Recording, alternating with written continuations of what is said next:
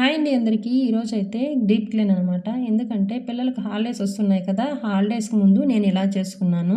నాకు 3 ఇయర్స్ పిల్లలు లేరనమాట. 3 ఇయర్స్‌లో నేను చాలా వరకు సఫర్ అయ్యాను. అడిగేవాళ్ళు గానీ, చూసిన వాళ్ళు గానీ, ఇంకా మ్యారేజ్ అయిన 1 మంత్ నుంచే అడగడం మొదలుపెట్టేస్తారనమాట. వాళ్ళ పిల్లలకి అవుతారో లేదో తెలీదు గానీ, మనల్నయితే అడిగేస్తారు. పిల్లలు విశేషం, విశేషం, విశేషం ఏం కొత్త విశేషమా? ప్రెగ్నెంటా? అని చాలామంది చాలా రకాలుగా ఇండైరెక్ట్‌గా అడుగుతూ ఉండేవాళ్ళు.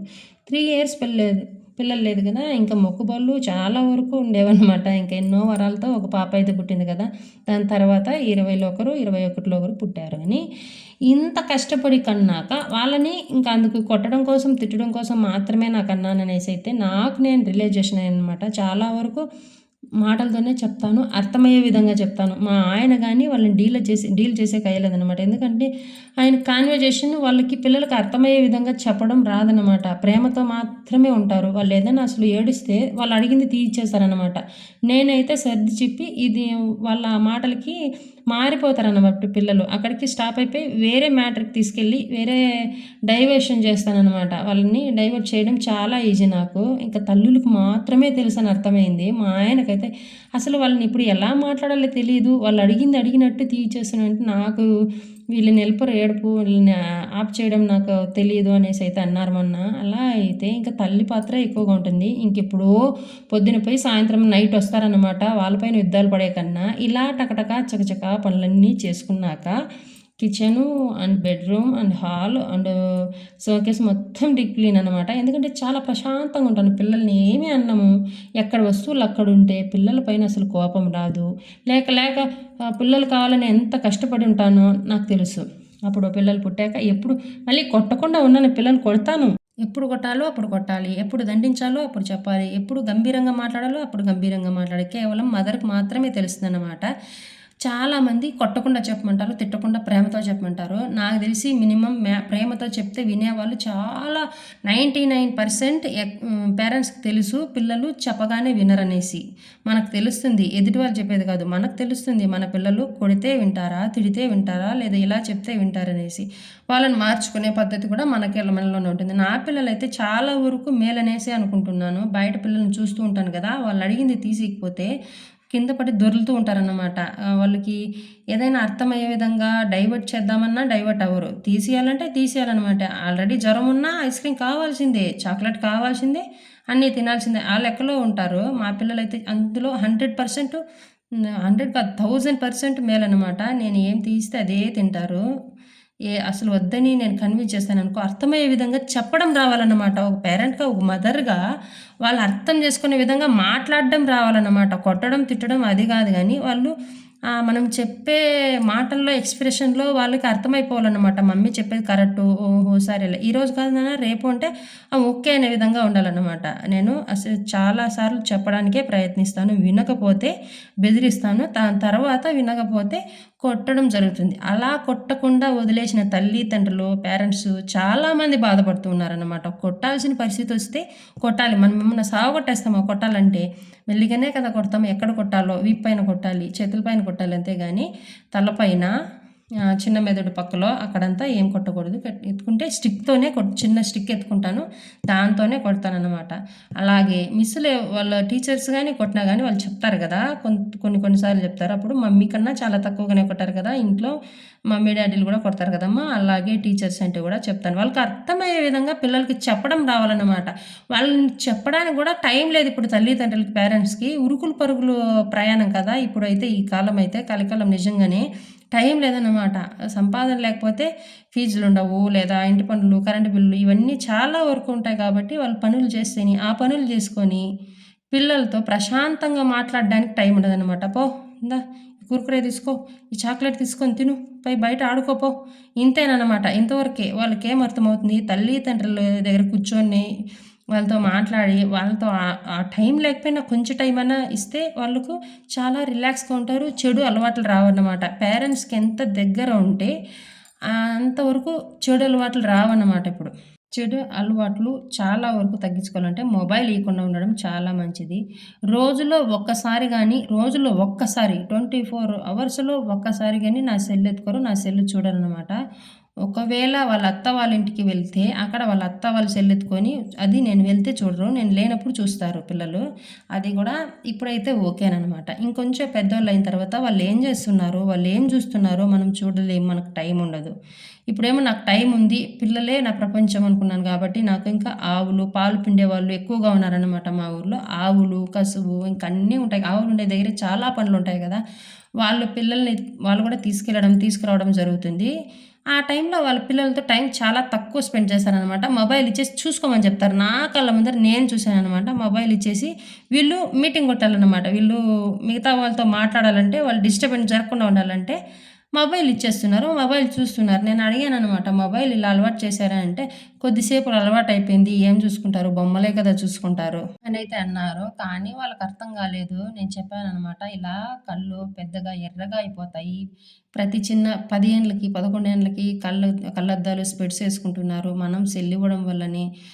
మా వాడైతే ఫస్ట్‌లో భోజనం తినేటప్పుడు మొబైల్ ఇస్తేనే భోజనం తినేవాడనమాట. దాని తర్వాత నిదానంగా అసలు సెల్లు లేకుండానే టీవీలో బొమ్మలనమాట. కొద్ది రోజులకి. వాళ్ళ డ్యాడీ ఇచ్చి నేను అస్సలు ఇవ్వననమాట. ఇంట్లో భర్త కానీ అర్థం చేసుకోవాలి. కానీ మా ఆయనైతే పిల్లలు తినడం ముఖ్యమనేసి సెల్ ఇస్తారు మొబైల్ ఇవ్వడం వల్ల అట్లుంటుందని ఒకసారి చాలా వరకు ఇలాంటి వాటిలోనైనా మన భార్యాభర్తలకి గొడవొచ్చేది. తర్వాత టీవీలో బొమ్మలు అలవాటు చేశాననమాట. బొమ్మలు అలవాటు చేసుకుంటే తర్వాత ఇంకా నెక్స్ట్ ఇయర్‌కి ఇంకా స్కూలుకి వెళ్ళే టయానికి అసలు టీవీ లేకుండా గానీ అన్నం తినే అలవాటు నేర్పించాననమాట. అన్నం నేను తినిపించడం అనమాట. నేను తినిపిస్తాను కాబట్టి మనకి టీవీ అవసరం లేదు. ఏదో ఒకటి డైవర్ట్ చేసి మొత్తానికి సెల్లే మానేసే విధంగా అయితే ముగ్గురు పిల్లలు ఏ ఒక్కరు కూడా సెల్ ఎత్తుకోరనమాట. వాళ్ళ డ్యాడీ వస్తే గానీ అడుగుతారు. మమ్మీ ఇవ్వద్దని చెప్పేసింది కదా! నేను ఇవ్వనని చెప్తారు. కాకపోతే డ్యాడీలు కూడా మమ్మీల్లాగా కొంచెం ఆలోచిస్తే మంచిదని అనుకుంటున్నాను. అసలు నేను ఏం తీసియద్దంటానో అది దొంగతనంగా తీయిచ్చేస్తారనమాట మా ఆయన. గేటుకి అవతలనే ఐస్ క్రీమ్ కావచ్చు, చాక్లెట్ కావచ్చు. నేను ఇంట్లో lemon juice, water melon juice, రాగి పిండి ఇలాంటివైతే సలవ వస్తువులు ఇస్తాను గదా! మా ఆయనైతే దొంగతనంగా అక్కడ గేట్ కాపకనే అందరికి తినిపిచ్చేసి మొహాలు తుడుచుకొని అయితే వచ్చేస్తారు. కానీ ఇది మంచి అలవాటు కాదు, చెడ్డ అలవాటు. ఇంకెప్పుడో ఒకసారి కాబట్టి నేను చూసి చూడనట్టు వదిలేస్తాను. కానీ నాకు దొరికిపోతారు ఏదో విధంగా దొరికిపోతారు. కానీ నేను తెలియని దాని మాదిరే ఉంటాననమాట. ఎప్పుడో మంత్లీకి ఒకసారి, నెలకొకసారి కూడా ఐస్ క్రీమ్‌లు తినరనమాట. చాలా వరకు ఇంట్లోనే ఈ ఐస్ క్రీమ్ గానీ ఇంట్లో చేయిస్తానని చెప్పాను. ఇంక చేయాలి. దాని గురించి నాకేమీ తెలీదనమాట. ఇంక ఇంట్లో చేసేదైతే చేయడానికి రెడీ. నేర్చుకొని మరీ చేస్తాను. ఇలా పిల్లల కోసం మాత్రమే పని చేయాలనమాట. 10థ్ క్లాస్ వచ్చే వరకు పిల్లలే మన ప్రపంచం అనుంటే, ఏ సంసారంలో గానీ ఎటువంటి గొడవలు రావు. నా ప్రపంచం ఇదేననమాట. ఇల్లు, పిల్లలు, స్కూలు. ఇది తప్ప వేరే బయట ప్రపంచం తెలీదు. కాకపోతే ఇంకా వాళ్ళు పెద్దోళ్ళయిన తర్వాత నాకు మంచి జరుగుతుందనే ఆలోచిస్తున్నాను. ఇప్పుడే మంచి జరుగుతుంది. ఎందుకంటే వాళ్ళు నాకు హెల్ప్ చేయగలుగుతున్నారు. ఇంటికొస్తే అసలు కొన్ని సార్లు బేషన్లు వాళ్ళే తోమేస్తారనమాట. ఇల్లు బయట చెత్త ఎక్కువగా ఉంది కదా! మాకు ఇల్లు చిన్నదైనా బయటంతా పెద్దగా ఉందనమాట. 2 ఇల్లులు కట్టేంత స్థలం ఉంది గదా! ఆడుకోవడానికైతే ఇంకా బయట ఊర్లోకైతే ఒక్కడికి గాని పెట్టరనమాట. వెళ్ళరు. వెళ్ళినా గానీ ఇంకా పడి లేచి వస్తారు గాబట్టి అసలు వెళ్ళనివ్వను నేను. ఎందుకంటే 11 సంవత్సరాల పిల్ల మెచ్యూర్ అయిందనమాట. 11 సంవత్సరాలకే మెచ్యూర్ వచ్చింది గదా! వయసు పెద్ద మనిషి అయింది. 11 సంవత్సరాలు అసలు 6 ఏండ్ల పాప, 7 ఏండ్ల పాప ఉన్నట్లుంది. అంత పొట్టిగా ఉంది. ఆ అమ్మాయి మా పాప ఒక 2 ఏండ్లు చిన్నదనమాట. అసలు ఊర్లోకెళ్తే ఏం విషయాలు తెలుసుకొస్తున్నారు అన్నీ మా పాప చెప్తుంది. ఆ అమ్మాయిని అబ్బాయి ప్రేమిస్తున్నాడు. ఈ అబ్బాయి ఆ అమ్మాయిని చూసి నవ్వుతుంది.